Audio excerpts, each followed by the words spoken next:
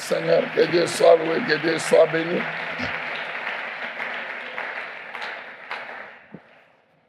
Alors nous continuons Ndio tuko naendelea ce soir encore à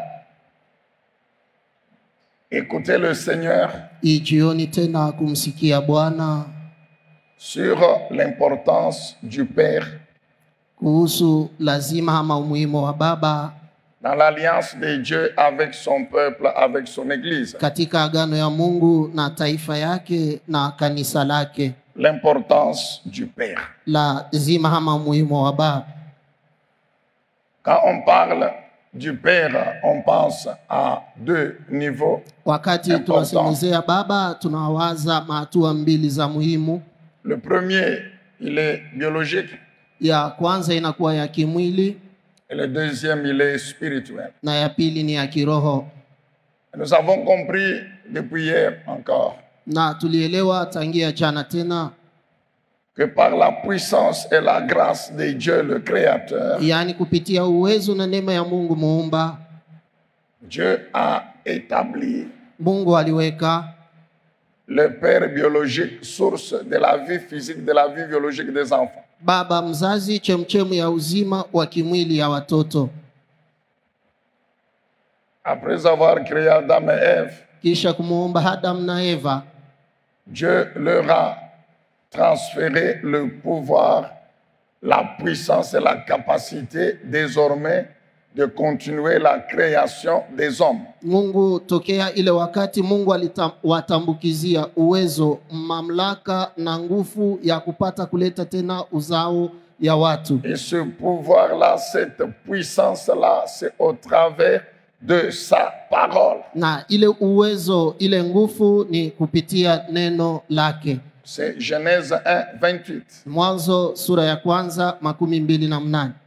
La Bible dit Dieu bénit Adam et Ève. Biblia inasema Mungu akawabariki Adam na Eva.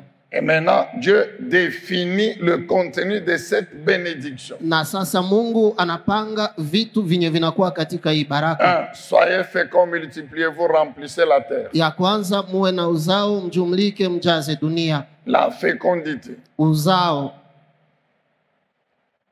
Quand cette parole est sortie de la bouche du Dieu créateur, Wakati neno ilitoka kinywani mwa Mungu muumba, la puissance de l'Esprit de Dieu, uwezo ya roho wa Mungu, du Dieu créateur, ya Mungu muumba, a mis dans le corps de l'homme et de la femme les organes géniteurs. iliweka katika mwili ya mume na mke viungo vya kuleta Que ungo. toi et moi nous connaissons. Vile wewe na mimi tunajua. Pour que désormais Adam et Ève puissent continuer l'œuvre de la création du Hivi genre humain. hivi kutoka ile wakati Adam na Eva waendelee na kazi ya kuumba aina ya wanadamu. Maintenant, c'est pourquoi pour faire la part entre Dieu et l'homme, on parle Dieu a créé, mais l'homme procrée. Na sasa juu ya kuachanisha katikati ya tendo ya Mungu, anasema Mungu anaumba, na tendo ya mtu anasema mtu C'est anazaa. ainsi que lorsque Adam et Ève commencent à engendrer ou à procréer, Ni hivi wakati Adam na Eva wanaanza kuzaa, ils ouvrent leur bouche et ils confirment, vous vous rappelez de Genèse 4, verset 1, Ève dit quoi? Elle dit, j'ai engendré un homme, j'ai mis au monde un homme wanafungua kinywa chao, avec l'aide de l'Éternel. wanafungula kinywa chao, wanaanza kusema, mnakumbuka neno ambayo Eva alisema katika Mwanzo sura ya kwanza, Oh, par la puissance de l'Éternel qui m'a rendu capable. yani nimezaa kupitia uwezo ya Mungu ambaye aliniwezesha. Genèse chapitre 5, verset 3, après que Adam ait engendré Seth, Na Mwanzo sura yake ya 5 mstari wa 3, kisha Adam kuzaa Seth. la Bible dit Adam engendra un fils à son image, à sa ressemblance. Biblia inasema Adam akazaa mwana kwa picha yake, kwa mfano wake. Et nous avons dit que Adam créé à l'image de Dieu, Na tulisema ya kama Adam mwenye kuumbwa kwa picha ya Mungu, Seth engendré par Adam à son image. na Seth anazaliwa na Adam kwa picha ya Adam. En d'autres termes, c'est la même image de Dieu qui se répète, qui se répercute. Na misemo ingine inakuwa ni ile picha moja moja ya Mungu inarudia. Donc, Seth est l'image de Dieu le Créateur. Basi Seth anakuwa picha ya Mungu muumba. C'est pourquoi tous les hommes qui sont déjà nés sur la terre, qui naissent, qui continueront à naître, leur Créateur, c'est Dieu. Ndio maana watu wote walishazaliwa duniani, weko nazaliwa na wataendelea kuzaliwa, muumba wao wote ni Mungu. Mais Dieu utilise leurs parents Lakini Mungu weko natumia wazazi yao comme source de leur vie. kama chemchemu ya uzima wao. Amen, bien-aimés dans le Seigneur. Amina. On peut encore bien acclamer le Seigneur. Et nous avons dit ceci, Na tulisema hivi, que c'est par le sang yani ni kupitia damu que l'homme transmet sa vie à l'enfant. Mungu mtu eko natambukizia uzima wake kwa mtoto. Par le sang. Dieu a pris la vie de l'homme, il l'a mis dans son sang. Kupitia damu Mungu alibeba uzima wa mtu anautia katika damu yake. Et au travers du sang, l'homme transmet sa vie. Na kupitia damu mtu anaambukizia uzima wake kwa watoto wake. Vous allez voir hein, Mtaona que malgré la race, la couleur de la race, yani ingawa rangi ya ngozi ya mtu, il y a plusieurs races en fonction de la peau sur la terre. kunakuwa marangi ya mingi kulingana na ngozi duniani. Vous avez les noirs, vous avez les blancs, vous avez les jaunes. Wazungu, wa jaune. Amen. Amina. Mais le sang humain, Lakini damu ya mtu il ne dépend pas de la couleur de la race. hailingane na rangi ya ngozi ya mtu. Amen, bien-aimé. Amina. Le sang a une couleur particulière. Na damu iko na rangi ya upekee. Et ce sang, il est le même, il a la même coloration, il a les mêmes caractéristiques ou la même composition. Na hii damu iko na viungo vimoja vimoja, iko na rangi ya pamoja, Quelle que soit la race. ingawa rangi ya ngozi ya Et mtu. c'est ça qui continue à démontrer que Dieu est réellement le Créateur. Na njoo ile kunaendelea na kutuonyesha kweli kweli kama Mungu ndiye muumba. Alléluia. Amina. Alors nous avons dit que ce qui est vrai sur le plan physique, Tulisema ya kama ile iko kweli mwali ya kimutu, l'est aussi sur le plan spirituel. inakuwa pia kweli mwali ya kiroho. Nous avons dit que Dieu Tulisema ya kama Mungu a fait de telle manière que l'ensemble des membres de son Église invisible, universelle, appelée corps de Christ, alifanya namna hivi, wamemba wake wote wa kanisa inaitwa mwili wa Kristo, kanisa ulimwenguni, soit organisés en assemblée locale, wakuwe wajitengeneza ama kuwa kusanyiko ya panafasi, appelée Église locale. ile tunaita kanisa ya panafasi.